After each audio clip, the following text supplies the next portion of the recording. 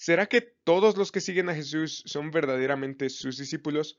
¿Será que todos los discípulos verdaderamente siguen a Jesús como Él lo quiere? ¿Son verdaderos discípulos? ¿Cómo yo sé que soy un verdadero discípulo? Bueno, el capítulo 6 de Juan nos lo va a revelar, así que quédate hasta el final. Después de esto, Jesús fue al otro lado del mar de Galilea, el de Tiberias, y una gran multitud, y recuerda esto, gran multitud. Este es un personaje importante, la gran multitud lo seguía. Pues otra vez, ¿lo qué? Lo seguía. ¿A quién? A Jesús. Ok, entonces vamos paso a paso. Pues veían las señales que realizaban los enfermos. Entonces Jesús subió al monte y se sentó allí con sus discípulos. Estaba cerca, y este es un dato importante. No pienses que este versículo 4 está de balde. Estaba cerca la Pascua, la fiesta de los judíos. Era la principal fiesta de los judíos. La Pascua celebraba la victoria que Dios había tenido sobre los egipcios. Había sacado a su pueblo Israel de Egipto. Y eso con precio de la sangre del Cordero Pascual. Eso está en Éxodo capítulo 12. Pero además quiere que nos remontemos a otras historias que vienen ligadas con la Pascua. Particularmente con la liberación en el Mar de los Juncos. Ahora pensemos un momento en lo que implicó el éxodo. Después de que los israelitas salieron de Egipto, pasaron en seco por en medio del mar. Lo que hizo Moisés fue levantar su vara en medio del mar y las aguas le eran como un muro a su derecha y a su izquierda. Aquel día Yahweh salvó a Israel de mano de los egipcios, de sus opresores. Israel vio a los egipcios muertos a la orilla del mar. Cuando Israel vio el gran poder que Yahweh había usado contra los egipcios, el pueblo temió a Yahweh y esto es lo más importante, creyeron en Yahweh y en Moisés su siervo. Claro, ante tal despliegue de poder, lo único que pueden decir es, wow, Dios, eso fue fabuloso. Ahora te creemos, ahora creemos que verdaderamente tú no nos enviaste a morir. Pero pasan dos capítulos después. El capítulo 15 es un canto que describe más o menos lo que pasa en Éxodo capítulo 14, pero fíjate cómo comienza el capítulo 16. Recuerda, el capítulo 14 habló de cómo los israelitas fueron librados a- de mano de los egipcios, pasando en seco a través de las aguas. Versículo 1 del capítulo 16. Partieron de Elim y toda la congregación de los israelitas llegó al desierto de Sin, que está entre Elim y Sinaí, el día 15 del segundo mes, después de su salida de la tierra de Egipto. De nuevo, aproximadamente el día 15 del segundo mes significa que son 30 más 15, han pasado 45 días desde la partida de Egipto. Y toda la congregación, y quiero resaltar esto, toda la congregación de los israelitas murmuró contra Moisés y contra Aarón en el desierto. Los israelitas les decían, ojalá hubiéramos muerto a manos de Yahweh en la tierra de Egipto. Cuando nos sentábamos junto a las ollas de carne, cuando comíamos pan hasta saciarnos, pues nos han traído a este desierto para matar de hambre a toda esta multitud. ¿Qué? Han pasado 45 días, más o menos, desde que Dios hizo un despliegue de poder. Cruzaron en seco, los libró de mano de sus enemigos y ahora murmuran en contra de Dios y dicen, tú nos estás matando de hambre, Dios. Eso es muy extraño y muy doloroso. Pero afortunadamente Dios, en lugar de destruirlos a causa de su murmuración, lo que les da es pan.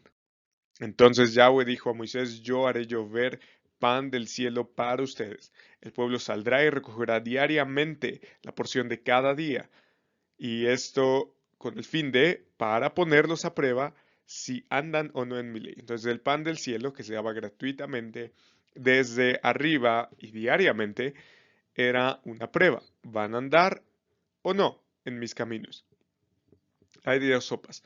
U obedecen o no obedecen. Si tú miras el relato del Éxodo, ah, ellos aprenden a la más difícil, no a la difícil, a la más difícil.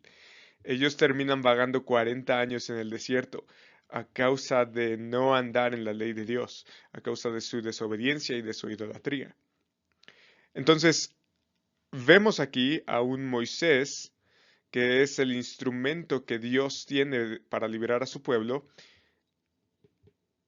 y pasan por seco en medio de las aguas y además hay una provisión de pan cada día, pan del cielo. Así que estas son las implicaciones inmediatas a unos cuantos versículos, a unos cuantos capítulos del relato de la Pascua. Cuando la gente pensaba en la Pascua, pensaba en todos estos relatos. Cuando la gente pensaba en el Éxodo, pensaba en todos estos relatos. ¿Por qué? Porque se los habían dicho una y otra vez desde que eran muy chiquitos. Habían sido instruidos con estas historias. Habían escuchado una y otra vez cómo Moisés había librado poderosamente a Israel a través de las aguas, había provisto pan del cielo. Y vamos a ver que precisamente se interpreta a Moisés como el Salvador, no necesariamente a Dios. Dios, claro, como la causa última de todas las cosas, pero principalmente se reverencia a Moisés. Vamos a verlo a continuación.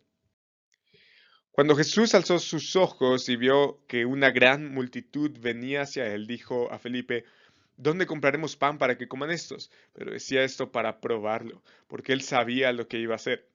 Felipe le respondió, 200 denarios de pan no les bastarán para que cada uno reciba un pedazo. Uno de sus discípulos, Andrés, hermano de Simón Pedro, dijo a Jesús, aquí hay un muchacho que tiene 5 panes de cebada y 2 pescados, pero ¿qué es esto para tantos? Hagan que la gente se siente, dijo Jesús, y había mucha hierba en aquel lugar, así que se sentaron. El número de los hombres era de unos 5,000, esto sin contar mujeres y niños. Entonces Jesús tomó los panes y habiendo dado gracias, los repartió a los que estaban sentados. ¿Me recuerdas cuántos eran? 5 panes y 2 pescados. Y como decía Andrés, ¿qué es esto para tantos? Bueno, los repartió a los que estaban sentados y lo mismo hizo con los pescados, dándoles todo lo que querían. Cuando se saciaron, no faltó, dijo a sus discípulos, recojan los pedazos que sobran, hasta sobró, para que no se pierda nada. Ellos los recogieron y llenaron 12 cestas con los pedazos de los 5 panes de cebada. De nuevo, nos recuerda de dónde salió todo, que sobraron a los que habían comido. Ahora bien, este milagro tiene implicaciones fabulosas. Recuerda que Juan está llenando de milagros selectos su evangelio. No está llenándolo de todos los milagros, está llenándolo de milagros selectos que van acompañados de otras cosas que dice Jesús u otras cosas que pasan en la historia para que nosotros entendamos que Jesús es el Mesías, el Hijo de Dios, y para que creyendo en Él tengamos vida en su nombre. Entonces eso es lo que está pasando también aquí. Hay una señal que nos apunta, oye, mira, mira a Jesús, Jesús es el Mesías. En él tienes que poner tu fe. Ahora, ¿de qué manera nos está diciendo este relato, esta historia, que Jesús es el Mesías? Bueno, sigamos leyendo para averiguarlo, pero de entrada es muy sorprendente. Si a mí me pidieran que con 5 panes alimentara una multitud de 5,000, que se saciaran y que además sobraran 12 cestas, eso sería imposible. Así que Jesús de entrada está demostrando su poder. Y la gente se dio cuenta de eso. La gente entonces al ver la señal que Jesús había hecho, decían, verdaderamente este es el profeta que había de venir al mundo. Y recuerda que había una profecía hecha en Deuteronomio por parte de Moisés, que un profeta como Moisés se levantaría de entre el pueblo. Entonces cuando las personas veían lo que Jesús había hecho, decían, este es el profeta, nos dio a comer en medio de la nada y con nada. Así que este debe ser el profeta del cual hablaba Moisés. Si Moisés nos dio pan, también este profeta nos está dando pan. Bueno, este profeta es el que nos habla Moisés que sería como él y que a él deberíamos escuchar. Por lo que Jesús, dándose cuenta de que iban a venir y por la fuerza a hacerle rey, ahora pausemos un momento. Hemos dicho que Jesús se nos presenta en el Evangelio de Juan y en general en los 4 evangelios como el Mesías. El Mesías es sinónimo de rey, es el rey prometido venidero que viene a libertar al pueblo de la opresión. Pero entonces, ¿por qué cuando vienen a hacerle rey por la fuerza, él se retira otra vez al monte? ¿Qué acaso no es lo que Jesús había venido a hacer? Claro, si Jesús se iba a dar cuenta de que lo iban a hacer rey, entonces ¿por qué habría hecho un despliegue de poder tan grande? Bueno, esto tiene el propósito. Juan nos dice esto, con el propósito de que nosotros nos demos cuenta de que Jesús no iba a ser marioneta de nadie. Ellos querían hacerle por la fuerza rey, porque de esta forma, al ponerlo ellos en el trono, Jesús tendría que hacer todo lo que los pobladores o la gente quisiera. Jesús iba a ser la marioneta de ellos. Y pensando en esto, Jesús se va. Él no va a ser marioneta de nadie. Esto va a ser muy importante porque vamos a ver a continuación cómo las multitudes siguen buscándolo, siguen buscándolo. Y a nosotros a veces nos parece, oye, la gente viene a Jesús y un montón de personas vienen a Jesús. Sí, pero vamos a ver, y Jesús nos va a enseñar que no todos vienen por las razones correctas. Nosotros no venimos a Jesús y nosotros no declaramos a Jesús rey simplemente porque es el paso obvio, simplemente porque vemos las señales y decimos, ah, bueno, sí, seguramente Él es el rey, el Mesías. No, venimos a Jesús con una condición previa que es muy importante y que vamos a seguirla viendo a lo largo del pasaje. Entonces, de entrada, nos quedamos con la multitud quiere hacerle rey. Jesús no se va a prestar a eso porque primordialmente lo que quiere la gente y lo que va a demandar a Jesús es, número uno, pan y en segundo lugar, van a querer que los libre del poder romano. Pero vamos a darnos cuenta que Jesús no viene como, como Moisés a liberarlos de un imperio. Él viene como alguien más grande que Moisés para librarlos de las garras del pecado.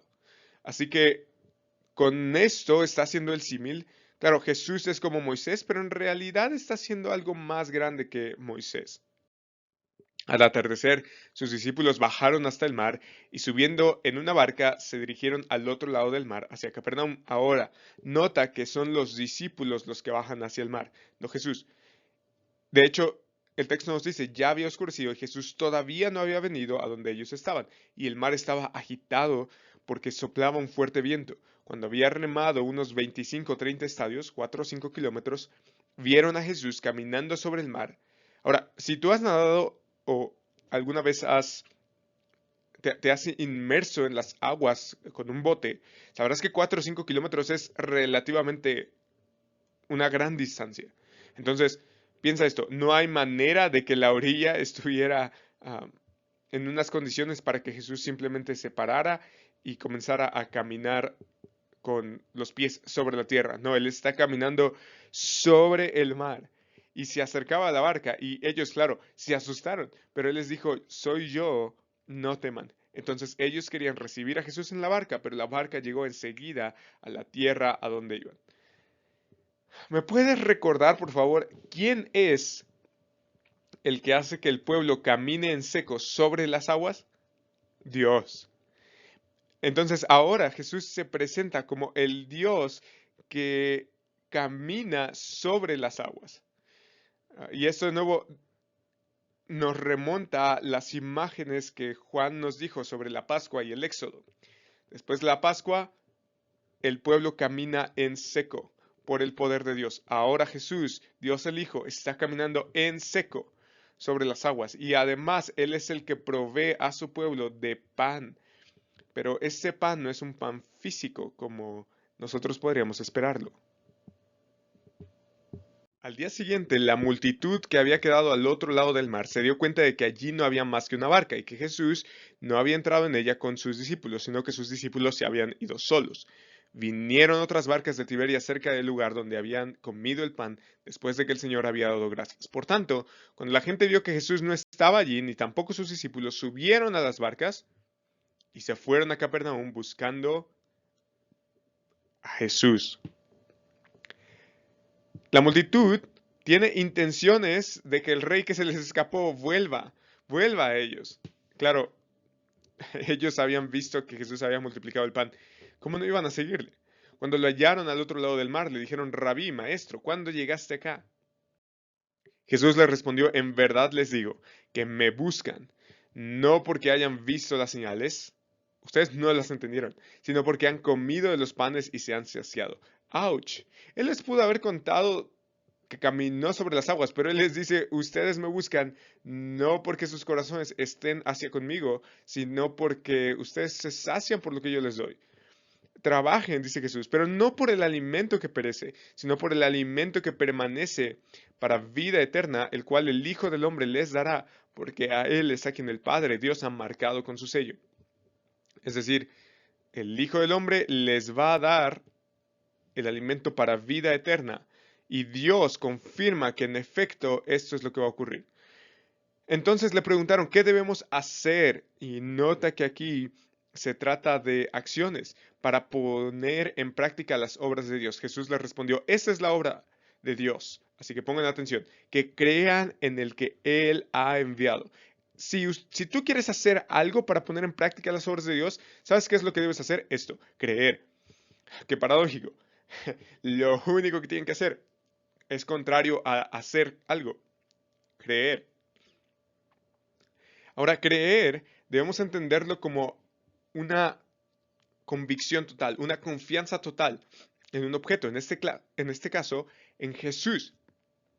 Pero no solamente como, un sentimiento bonito de que creo en Él y descanso en ti. No, o sea, tiene que ver con fidelidad. Es la misma palabra en griego. Tener fe y fidelidad es lo mismo. Fidelidad como hacia un rey. Es lo que está diciendo Jesús. ¿Ustedes querían hacerme rey por la fuerza?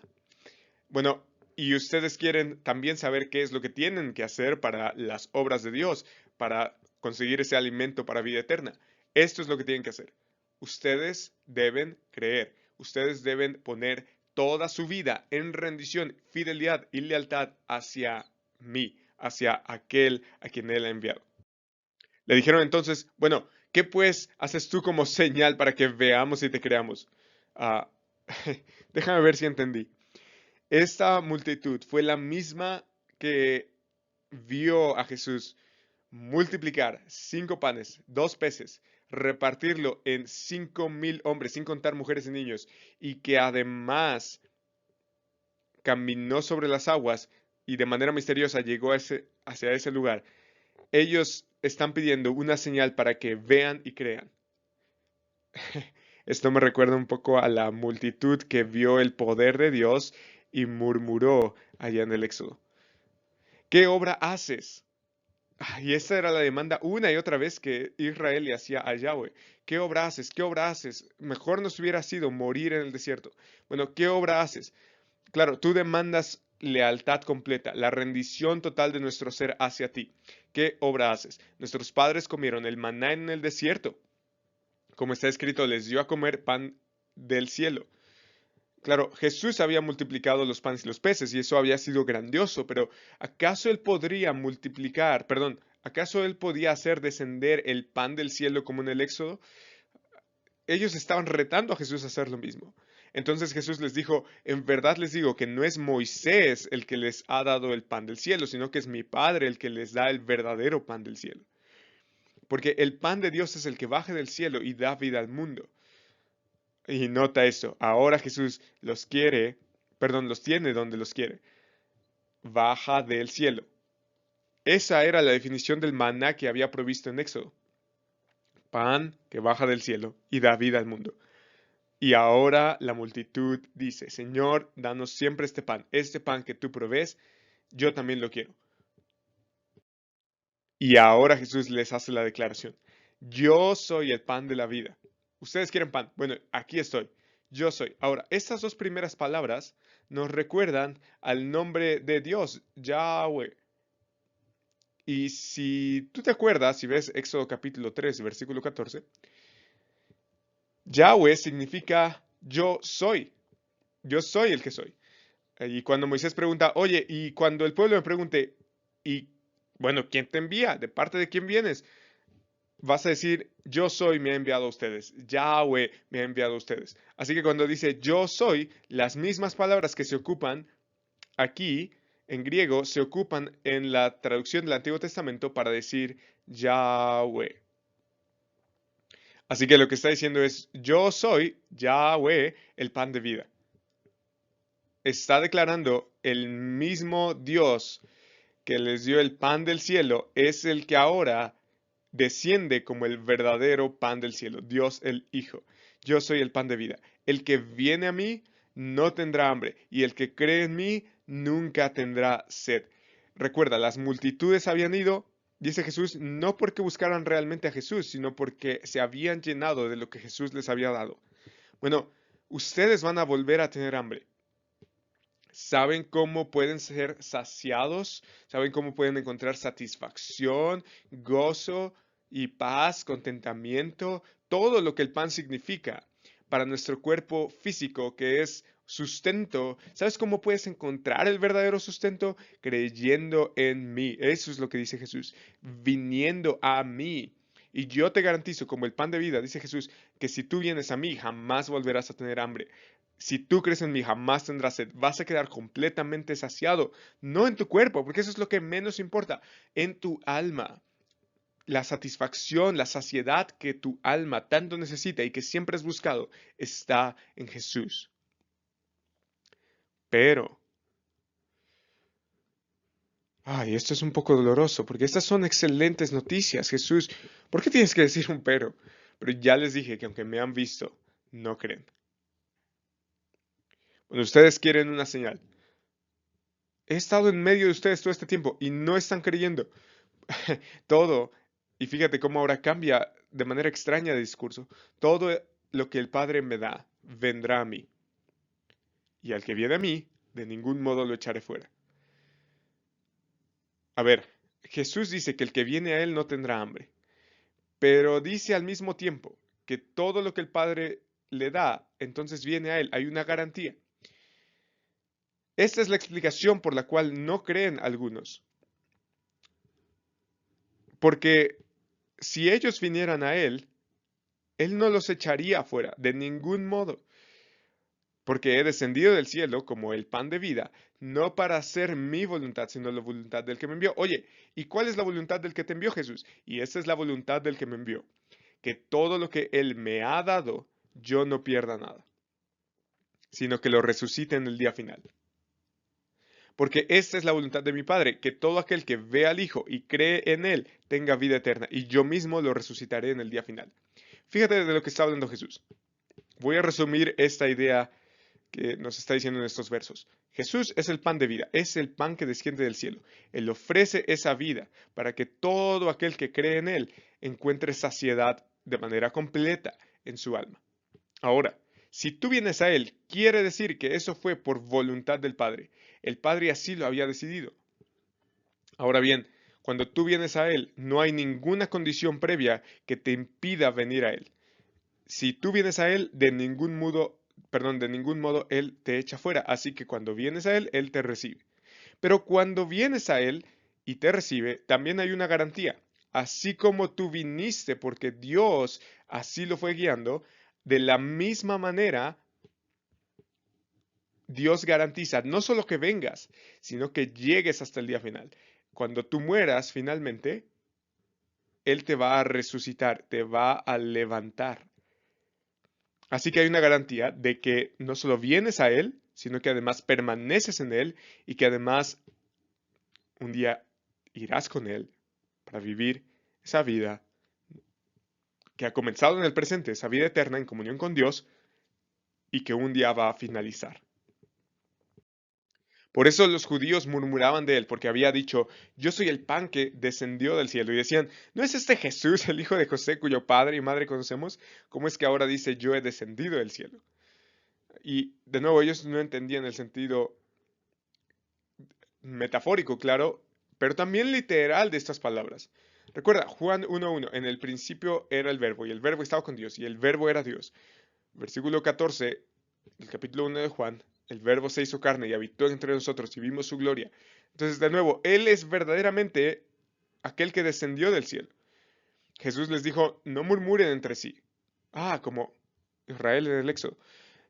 Nadie puede venir a mí si no lo trae el Padre que me envió. Y yo lo resucitaré en el día final. De nuevo, es un resumen de lo que acaba de decir. Si tú vienes a Jesús es porque el Padre así lo ha querido. Pero además, debido a que el Padre lo ha querido, Él lo que comienza lo termina. Así que también hay una garantía de que te va a resucitar. Escrito está en los profetas y todos serán enseñados por Dios. Todo el que ha oído y aprendido del Padre viene a mí.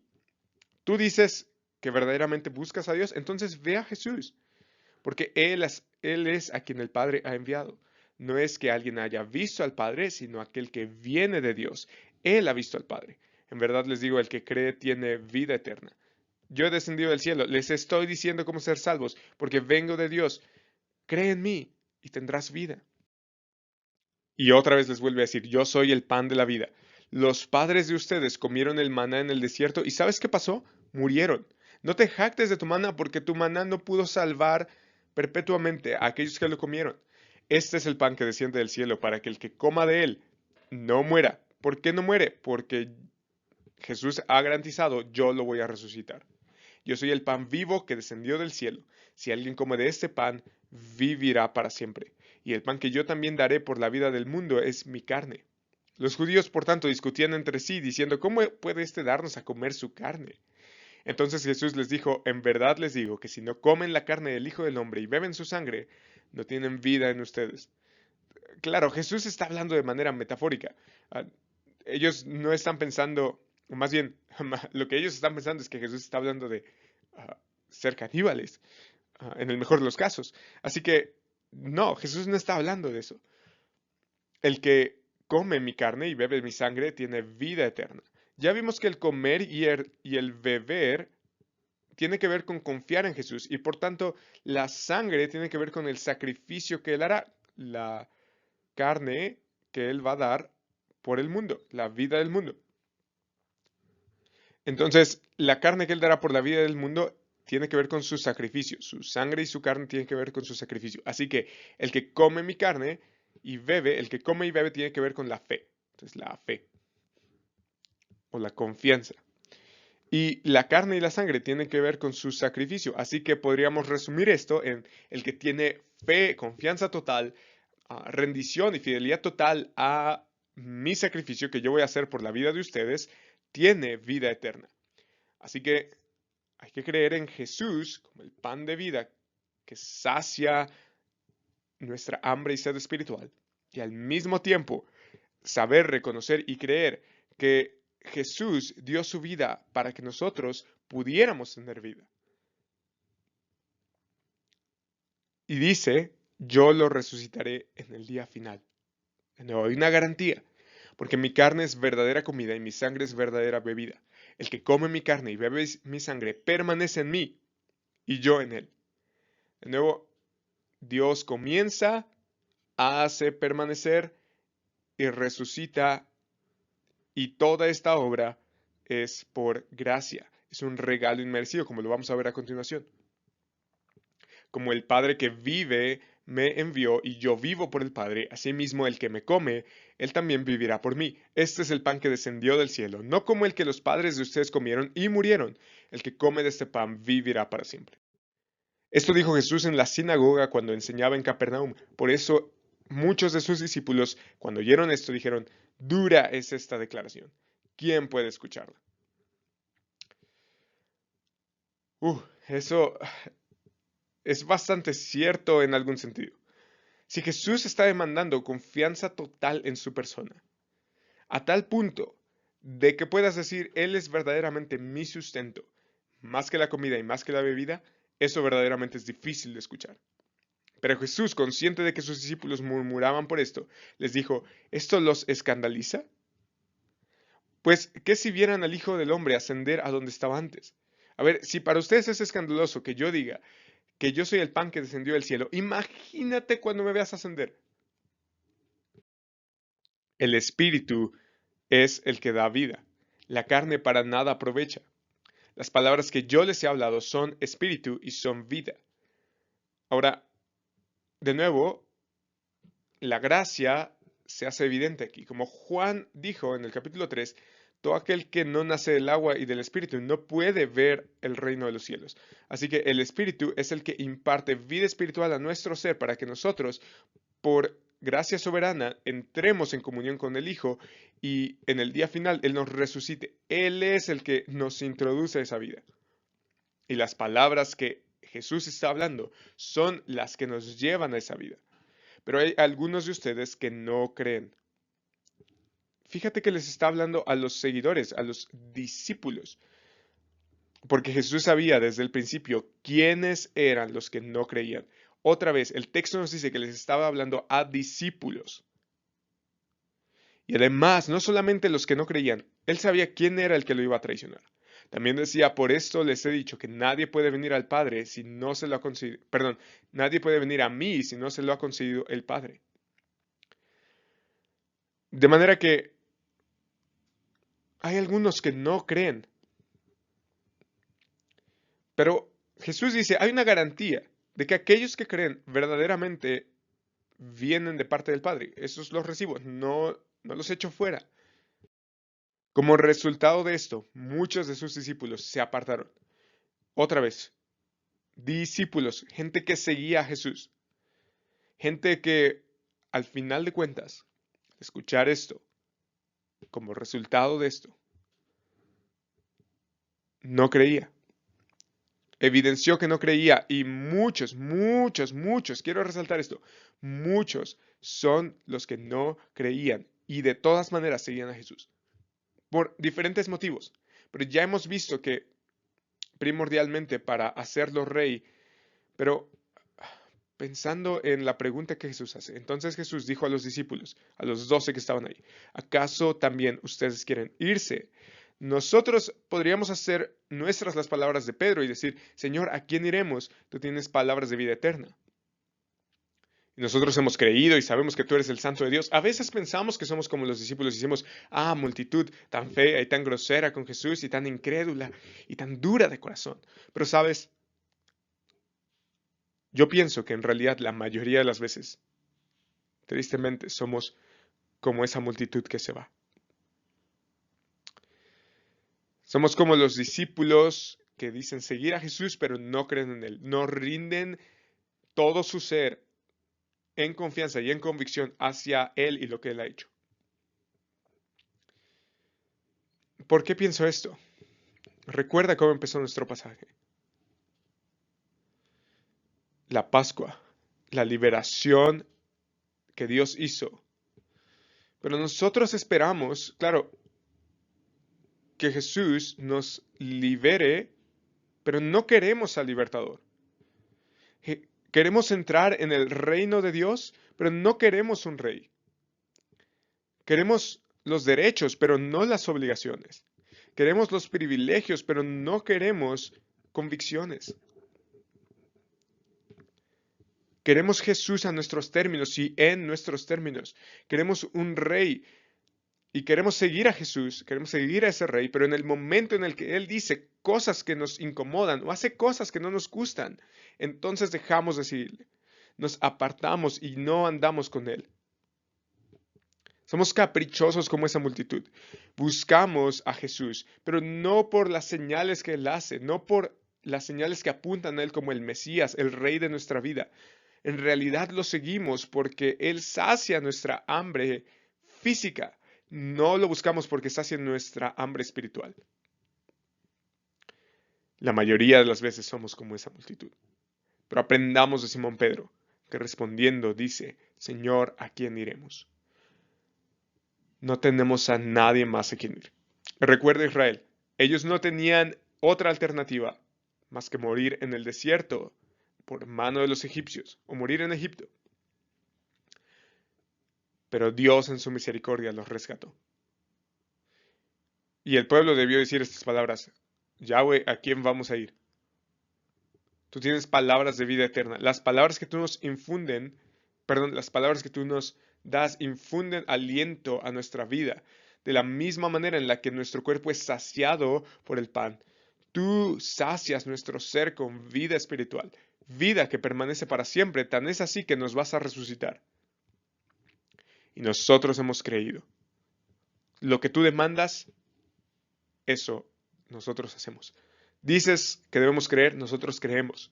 Y recuerda, esto tiene un componente no solamente de saber quién es Jesús y lo que Él ha hecho, no solamente de sentir bonito en nuestro corazón, tampoco tiene que ver con, o más bien, no solamente tiene que ver con hacer cosas que reflejen esa convicción, No, tiene que ver con que todo nuestro ser está rendido ante Jesús como rey. Recuerda, se trata de fidelidad, se trata de lealtad como a un rey.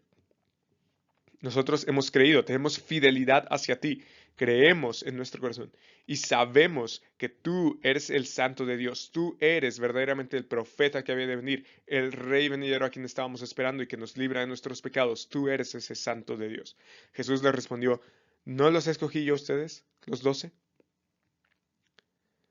Si nosotros reconocemos que Jesús es el Mesías, el Hijo de Dios, cuando creemos en Él y tenemos vida en su nombre, y tenemos la garantía de que vamos a perseverar y que un día Él nos va a resucitar, cuando nosotros tenemos esa convicción, debemos decir, finalmente vine porque Dios me trajo, vine porque Dios me escogió, incluso cuando estaba en lo peor de lo peor, Él me atrajo con lazos de amor.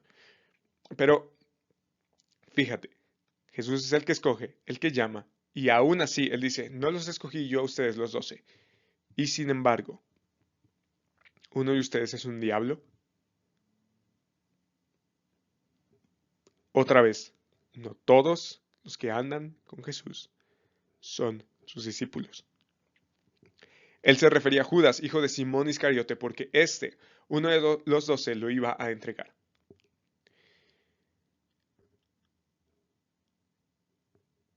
Jesús sabe que no todos los que le siguen son sus discípulos. Y podríamos resumir todo este pasaje en las palabras de Simón Pedro. ¿Cómo yo sé que soy un verdadero discípulo? Cuando haces tuyas estas palabras, Señor, ¿a quién iremos? No tengo a nadie más a quien ir. Yo reconozco que tú me das esa vida eterna. Yo creo en ti, rindo toda mi vida hacia ti como el verdadero rey que eres, porque tú eres el santo de Dios. Y no tengo otra esperanza más que en ti. Cuando reconocemos eso, pensamos esto, sentimos esto, actuamos en consecuencia con esto, rendimos toda nuestra vida a esta verdad, es entonces cuando nosotros podemos decir verdaderamente somos discípulos y a pesar de que Él diga o haga cosas que nos incomodan para nuestro bien, yo de todas maneras le voy a seguir. Y a pesar de que no se cumplan mis expectativas de Jesús como el que me libra de cosas físicas, Él ya me ha librado de la cosa más importante que es el pecado y me va a resucitar para estar en comunión perpetua con Él. Si tú crees eso y actúas en consecuencia y vives de manera congruente con eso, eres un discípulo. Pero si tú buscas a Jesús para serle rey por la fuerza, en tus términos, a tu manera, porque sacia las necesidades de tu vida, entonces deberíamos preguntarnos si verdaderamente eres un discípulo. Porque en el momento en el que Jesús no cumplió las demandas de Judas, hijo de Simón Iscariote, Él le entregó. En el momento en el que no cumplió las expectativas de los discípulos de esta multitud, fueron muchos los que se apartaron. Así que, ¿cuál es la diferencia entre un discípulo verdadero y uno falso? La convicción, el rendir toda nuestra vida al Rey en sus términos, dejar que el Rey sea Rey y venir al Rey en sus términos y para sus términos, que Él nos dé vida eterna en comunión perpetua con Él, que no toda nuestra vida esté alineada a su voluntad. Cree en el Señor Jesús y serás salvo.